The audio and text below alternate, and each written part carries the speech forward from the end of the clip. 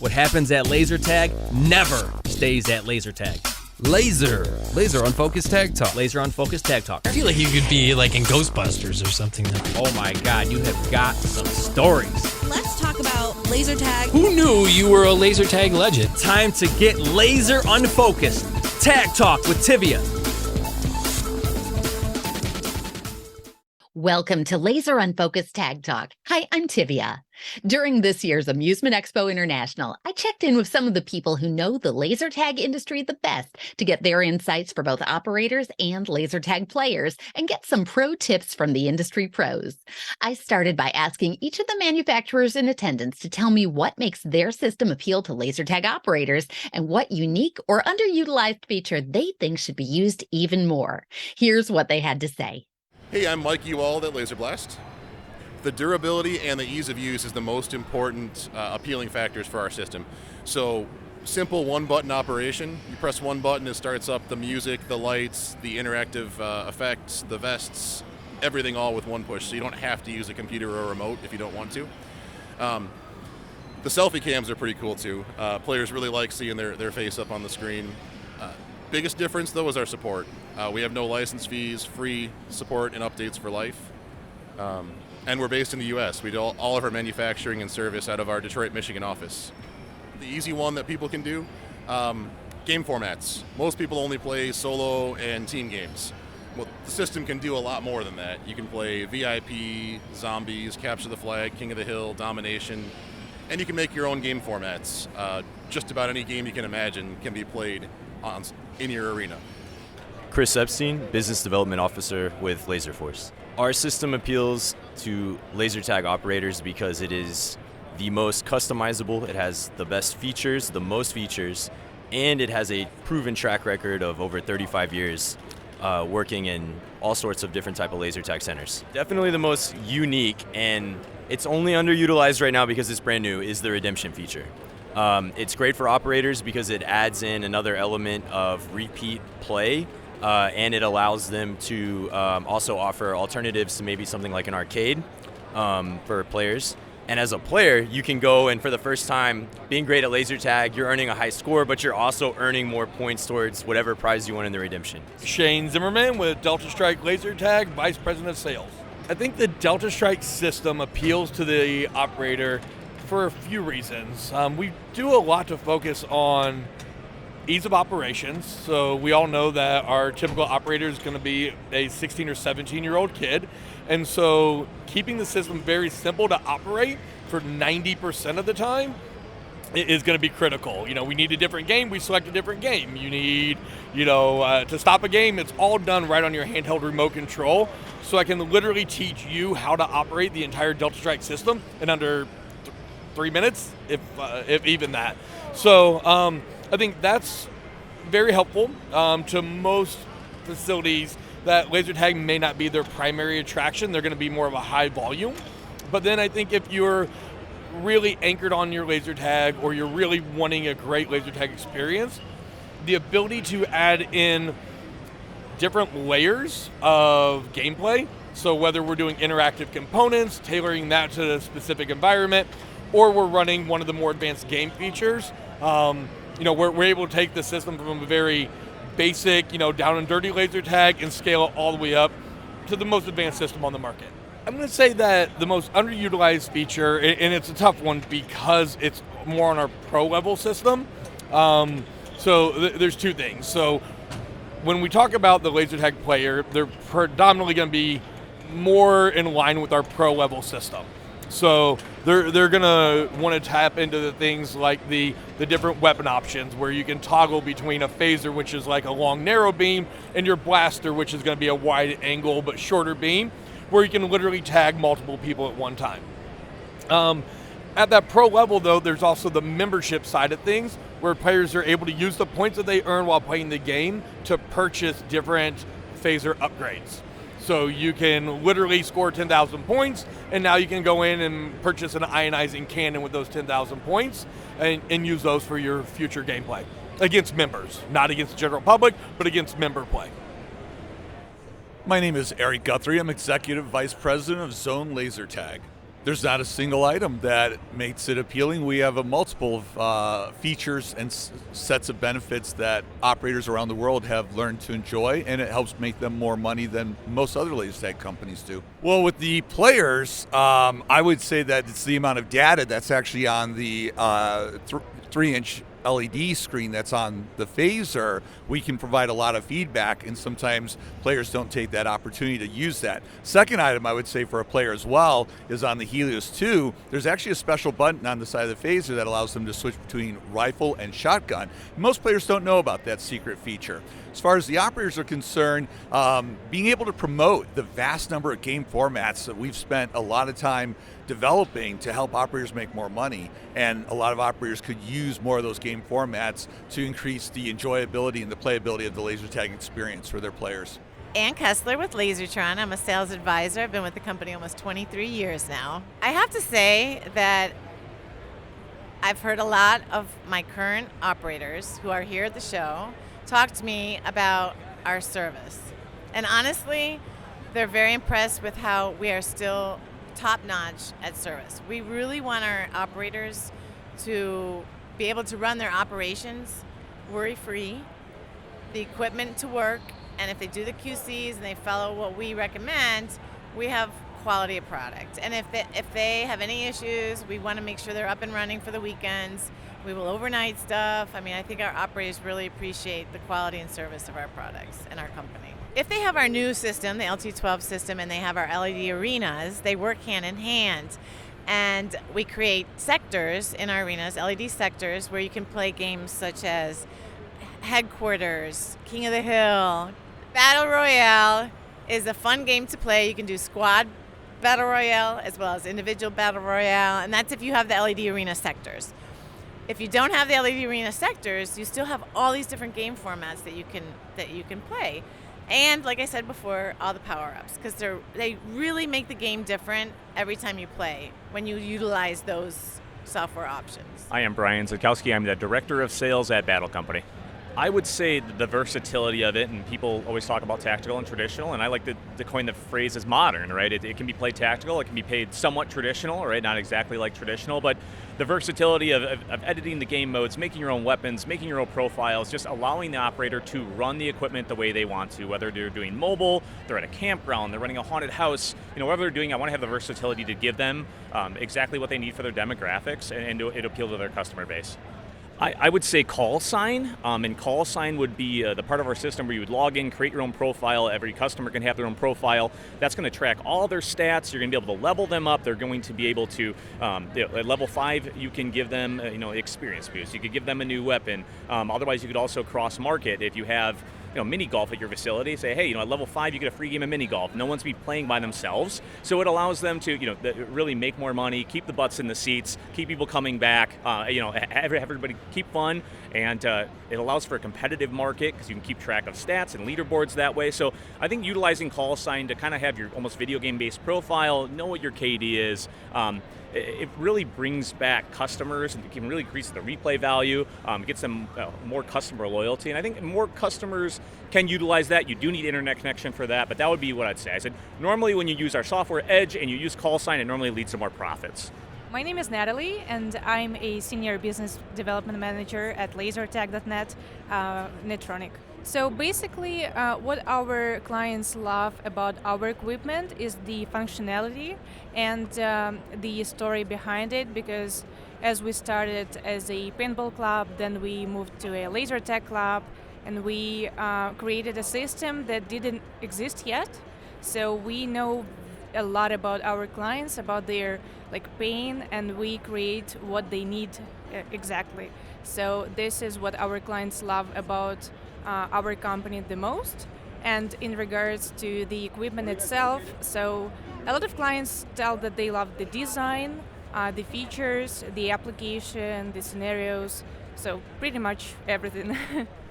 I would think that a lot of our clients do not use the whole functionality of our scenario devices, such as Sirius and Smart Domination Box, because each of them have a lot of different modes, and clients use, for example, them as a basis or capture by time, but there are so many other options. They could diversify the game, make it more interesting to the clients, and clients would like to come back to play more and more because it is always interesting to find more features. So I would say that triple capture or capture the flag would be the ones that I would love to see my clients try for the first time. My name is Derek Petit, and I'm the mastermind of Outback Laser Tag Equipment out of Australia and the USA. Outback Laser Tag Equipment focuses on one thing. We focus on durable equipment that's got an incredible warranty. We want a very simple experience that provides a once-in-a-lifetime experience. Our main focus is mobile laser, tactical, outdoor, and some what we call tactical indoor. But we're very simply focused on durable equipment that's very easy to use, and it all runs off, and this is what makes us unique, RF. So we're using radio instead of Wi-Fi. We have no lasers. We don't use the lithium poly or lithium ion batteries. We use nickel metal hydride. So it's a very kid-friendly, very operator-friendly. Safety is always first. Nothing that we do can actually hurt people if they're by battery or laser. Probably one of the most underrated features that we have is that we have 5 pre-built games. Every operator can go in and set whether the props, the referee tagger, or the guns taggers themselves, 5 specific games that are always available at a moment's notice. So for example, in between games, all they have to do is go to the ref gun, hit a configuration 1, and they're playing game 1, which might be capture the flag.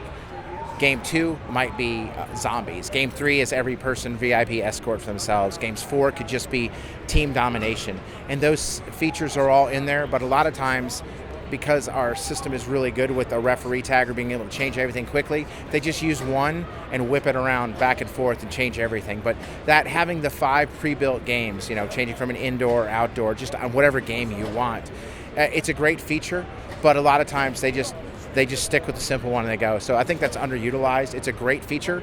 For us at our field, we do a training mission is game 0, and then we do domination is game 2, zombies, generals, and then every person for themselves. So we can just go from beginning to end, and we can run 5 games, 20 minutes long with 30 seconds down in between every game. Hello, my name is Peter. I'm from Russia, and I'm the manufacturer of Excel laser tag equipment. I think our equipment is very useful. We have some different interesting features and different game modes. And also I hope we have very strong blaster cases that helps us keep our equipment useful long time. I think the most unique feature is our game mode based on Counter-Strike video game, where the players can buy equipment before the starting of the game and then use different weapons, different armors and different bonuses at the game. So this really interesting, and all players like this game mode. Beyond the laser tag manufacturers, I also visited with exhibitors who had great pro tips for both potential laser tag operators and those who are currently operating a laser tag business. Yeah, my name is Armando Lanuti. I'm the president at Creative Works. The biggest advice that I would give to somebody that's looking to open a laser tag is making sure that you right size it for your community.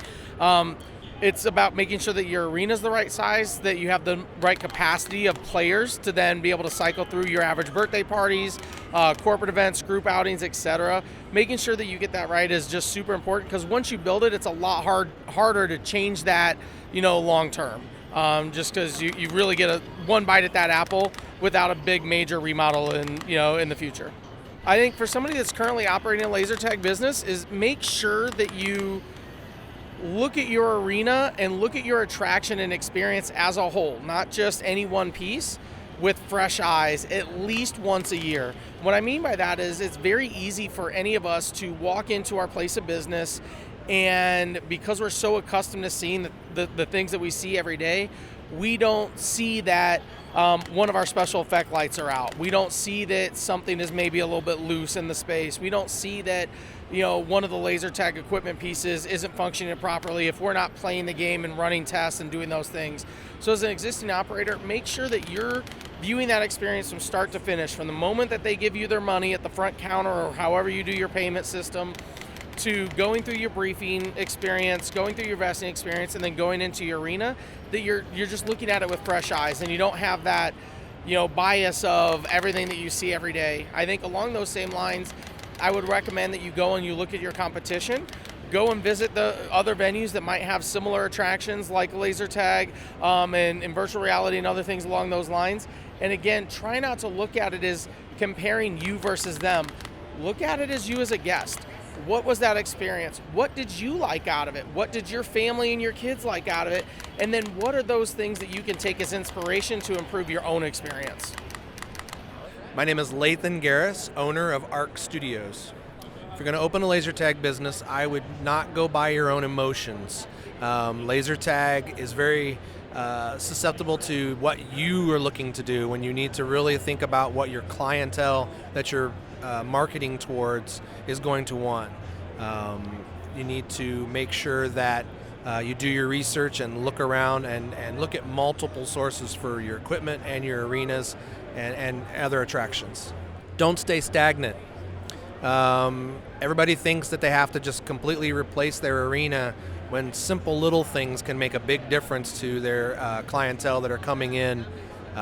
Doing something as simple as one new mural or a new interactive device from your equipment manufacturer.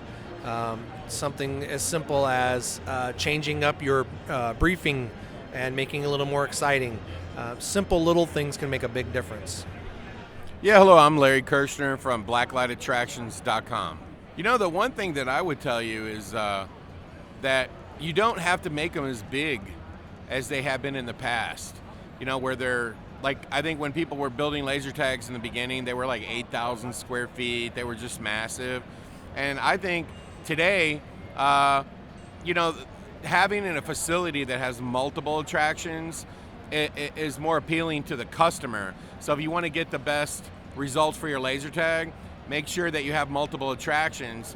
And in order to do that, you can make the laser tag smaller.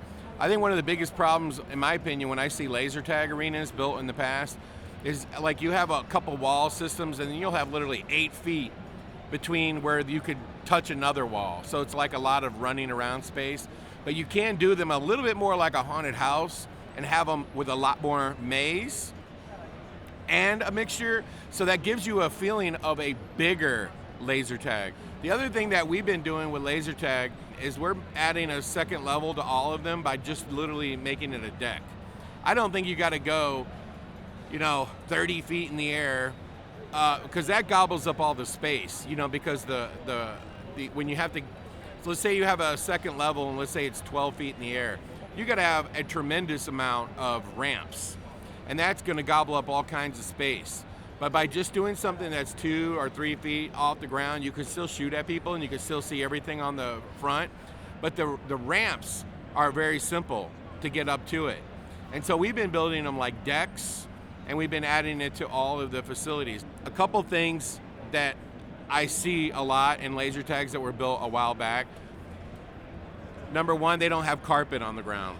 Okay, I feel it's important to have carpet because people run around in laser tags and it's a lot more forgiving to fall down on carpet than it is on concrete. I think you would avoid some injuries by putting carpet down. I know it's more of a hassle to keep it clean and stuff, but I think it's worth it. I think especially if you get blacklight carpet, it'll make it brighter, especially when most people do space themes, right? You can get a custom space themed blacklight carpet and it's just gonna make the whole space glow twice as much. The other thing that I would say is I think a laser tag should be very bright. And so whenever we build laser tags, as you've already seen before, there's a lot of visual artwork. The more black lights, the more it glows, the brighter it is. And I think in a laser tag arena that you want to be able to see where you're running or where you're walking or shooting or whatever. So I thought hey, they have very few black lights. They need more because it's too dark and they should have carpet. And then lastly, I would say that I think that if you get a really well themed laser tag, that people will skip over one that's closer to them to go to the next one. I think that it's worth the investment, even if it's a total teardown and a rebuild, to have a world-class themed laser tag. Hey, I'm Bob Cooney, former founder of LaserStorm and current VR guru for the arcade industry. Laser tag's been around a long time. I started my first laser tag company in 1989. And so there's some new technology coming out, and it hasn't really progressed much. Like, we still play the same games, Capture the Flag and Free for All, and there's some new technology coming out in mixed reality that I would really look at that hard, and I think there's some products on the market coming as VR gets better and cheaper, and the Focus 3 headset is coming out. Like, I really think you're going to see this merging of virtual reality and laser tag create better consumer experiences with really cost-effective operator solutions in the next 6 to 12 months. So I'd really investigate what's happening on the bleeding edge of mixed reality attractions and laser tag, and is there a way, is this the time to maybe either pause and look at that, or jump into it with both feet and to the beginning of what the next wave is going to be? Look, I think if you're in the laser tag business, I would look at a product. There's a specific product recommendation that I would look at. It's called Limitless VR from CreativeWorks. It allows you to drop a VR free roam system on top of an existing laser tag arena. And I think it's a way of driving price points higher revenue. I really think that I'd be looking at how do I integrate like virtual reality stuff into the laser tag in a way that allows you to extend your audience, expand your audience, and bring your average revenue per game up. Beth Stanley, CEO and founder of Trainertainment and author of People Buy From People, How to Connect Personally in an Impersonal World. Well, I think probably the most important thing to do is to avail yourself of every bit of information that's out there. I'm seeing you here at a trade show where there was a lot of education. There are other industry education events that help expose you to other consultants, get you really close to the manufacturers, and help you understand what's best for your business. There are a lot of people that have made a lot of mistakes, and they're more than willing to help share that with you so you can go forth and maybe miss a few of those mistakes. Well, I think to think bigger, right?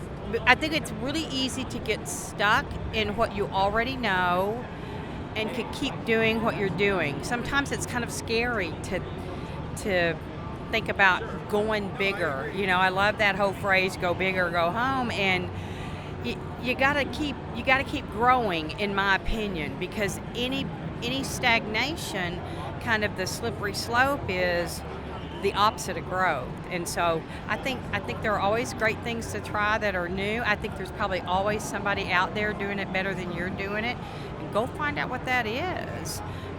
Get some coaching.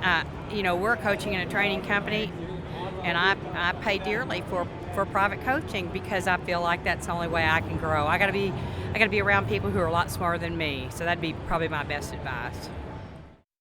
What better opportunity to ask the real laser tag pros to share their best pro tips for the laser tag players using their system? Mike Ewald of Laser Blast says the sensors are the secret. So our sensors are a little different than most of the other sensors. Most are flat against circuit boards. Ours we do at a 45-degree angle. So know where the sensors are. You can see the little black squares around the vest on each of the shoulders, the back, the front. Each of those is your sensor. So you get about an 8-inch zone around it, and that's what you want to aim for. So just make sure to aim for those little sensors or the flashing lights on the vest.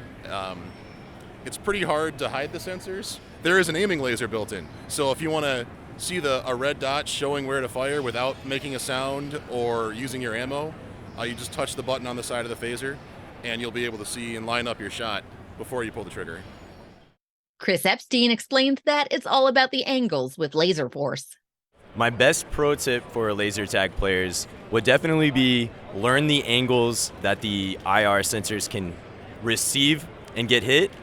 Because there's definitely angles, and especially in closer combat, where you're pretty much unhittable. Lots of practice. My best advice would be you and a buddy play a game and you just spend the entire game practicing what angles would work and what angles wouldn't. Shane Zimmerman advises players to utilize everything available to them when playing Delta Strike.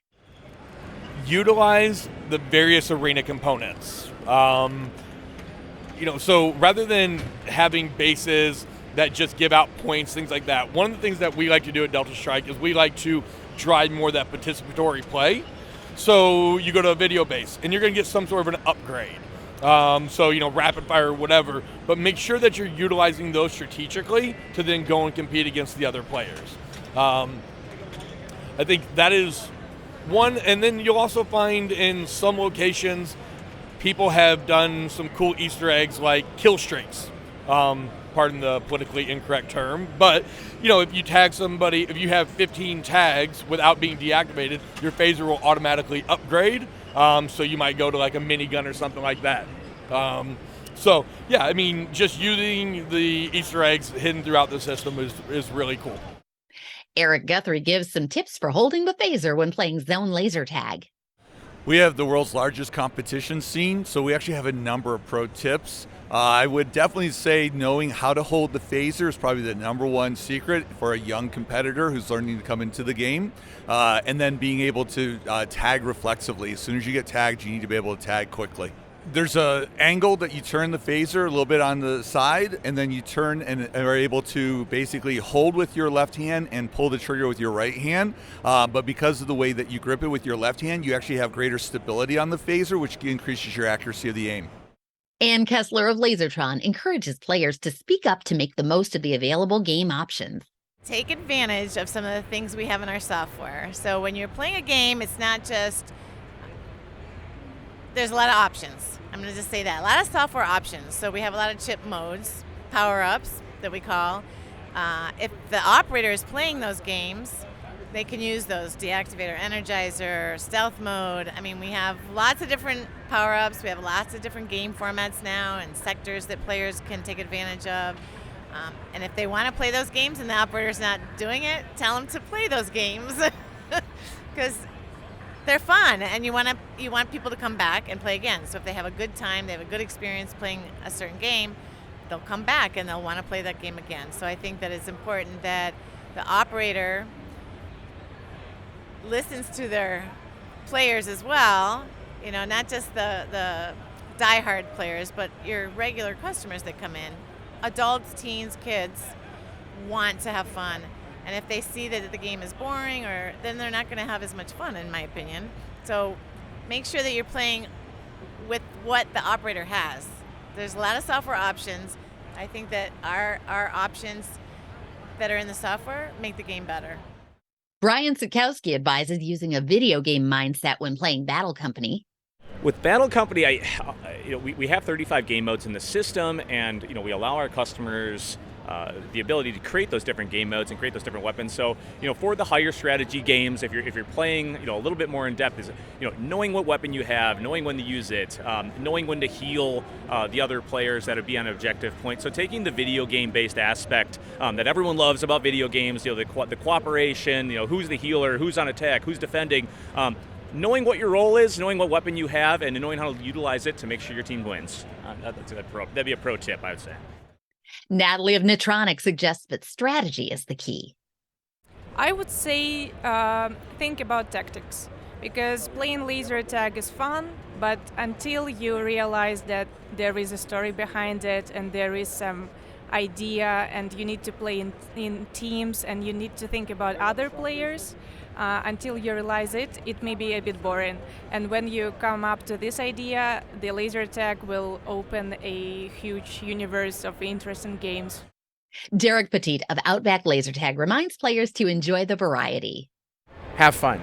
The main thing about our system that's great is that you can do so many different things. It's about individual objectives. With our prop boxes, they can be 6 different props. So if you want to play with a claymore, you can actually have a claymore that's motion activated. So if you pick it up, it activates. Or you can run to the other team and you can actually set the claymore and wait for somebody to walk by and shoot at it and it'll blow up, deactivating the other team. Or we could play domination. We've got a great domination where the teams battles, or the player can go to a prop box and we can play zombie, where they can actually get cured instead of the traditional game of zombie laser tag where you get deactivated, you turn into a zombie, you can actually run and heal. So by having the opportunity to very quickly be able to play different games on one battlefield using one simple style of prop, it's really 3D immersive. It's got a great wow effect, and the players understand because everything is so simple. And they can play tons of games where other people that are out playing, they can only play 2 to 3, 4, 5 games an hour. We could play a game every 5 minutes. Peter Putkoff of Exo Laser Tag brings his advice back to the basics. For the players, I think that the best advice is to hold your blaster 2 hands. The main advice to be good in laser tag. And I had a really special opportunity to get some pro tips for both laser tag and life from someone who really has perspective on top-level sports competition. Hello, everyone. I am Jarrett Payton, the son of Walter Payton. To me, the greatest football player to ever play in the NFL, but also probably an even greater person. I am a WGN Chicago TV sports anchor and also a former NFL and CFL running back. And I love video games. I love laser tag. I love everything when it comes to that. I carry my own actually mobile controller around with me to be able to play. I'm a huge Call of Duty fan, so just to let people know, but I do that on mobile. But I have 2 little kids who love laser tag, who love games. And before I came to Las Vegas, my kids were actually in the basement. They set up forts around in the basement with their friends, and they play laser tag. It ends up extending into the upper part of the house, which I have to tell them to go back downstairs, but they listen and actually go back downstairs and play, but they can do it for hours. So I'm excited to be on the podcast. I'm here to just kind of share my stories, the lessons that I learned from my father, but also as well just, how to live your life. I mean, more than likely, the things that I'm gonna say today are things that people already know. But the one thing that is really cool is the stories that I'm going to tell with those lessons that I learned from my father, to hopefully inspire people to live their best life, to attack the day every single day that they wake up, and to truly follow their passions. I mean, that's what life is all about, right? We don't know when our time is going to be up, and I think the one thing that we all have in common is that we all have an end date. We just don't know when it is. So every morning that you wake up, every day that you get an opportunity to see the sun rise, attack the day, appreciate the day, but also give it your best. That's really all that you can really do on a daily basis. No one's ever gonna be perfect, but you can always give your best. You can always try your hardest, and then you can look at yourself in the mirror and say, listen, I gave it my all. And if you can do that, you can be successful at anything in life. Many laser tag players play passionately and competitively. So from a sports competitive standpoint, what words of wisdom could you offer to them? I would say if you're passionate about laser tag, if it's what you do and you're competitive, always have that understanding that you can go out and you can have a plan, but things can always change. So how can you adapt on the run? How can you adapt on the fly? And I think also as well, you're not always going to win. And I think as a competitor, we always want to win, and that's just not always going to happen. But I never look at it as losing. I look at it as what can you do next time better than what you did before? And what can you learn from that last game that you played and implement it into your game where you can find a way to have that strategy to be able to maybe come out on top the next time. So always just work your hardest and have fun. To me, that's what it's all about. It's the same thing I tell my kids every day. Have fun, enjoy what you do, but give it your all. And if you're doing that, then you can be successful. Like I said before, life's short. Have fun. You don't ever take it for granted. I had 19 years with my father before he passed away. I learned a lot from him, had a lot of stories. But if I could have one thing back with him, it would be just some time. So enjoy every single second. And I know it sounds cliche, but you literally have to make every second count. And enjoy what you do, but also be thankful for what you have as well. As you can tell, Amusement Expo International was definitely the ideal place to seek out some pro tips from the industry pros. Thanks for checking out this episode of Laser Unfocused Tag Talk. Listen for more episodes on the first and third Friday of each month. Want to be a guest on an upcoming episode? Find out more and follow my blog and website at TiviaChickLovesLaserTag.com.